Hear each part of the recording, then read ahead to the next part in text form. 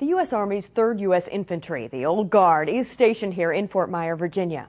At Fort Myer is where you'll find the caisson platoon, horses that are used to pull the flag-draped caskets of fallen soldiers to their final resting place in Arlington National Cemetery. There are 48 horses currently housed here at Fort Myer, and their job is a proud one. They pull the caissons, which are used to perform military funeral honors at Arlington National Cemetery. The caissons were built in 1918 and used for 75mm cannons. They were originally built as ammunition chests and also contained spare wheels and tools used for the cannons.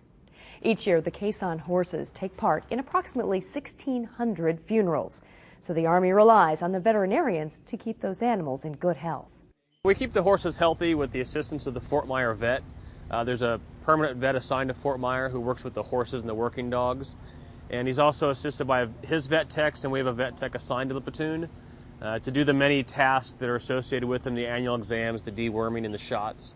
And then the unscheduled care where a horse might get hurt in the cemetery or just out playing around being a horse. When the horses aren't on caisson duty, they're used in a program that helps rehabilitate disabled soldiers. Once a week, we operate a hippotherapy program with Walter Reed. The patients are all from Operation Enduring Freedom and Iraqi Freedom. They're all military members that have suffered either traumatic brain injury or a loss of a limb, and they come here as part of their clinical therapy. These animals are also part of the tradition of the riderless horse used in processions and state funerals.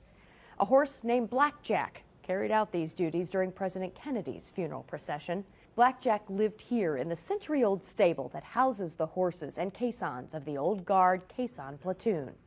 His 24 years of dedicated service ended with his death in 1976, but his memory lives on. He was buried on the Fort Myer parade ground and is honored by a grave marker bearing his image. The veterinarians at Fort Myer know that they are taking care of some very special animals. They're important to everybody here. They're very special, and just being active duty military, what these guys do for our fallen soldiers and honoring them, we make sure that they're well taken care of around the clock.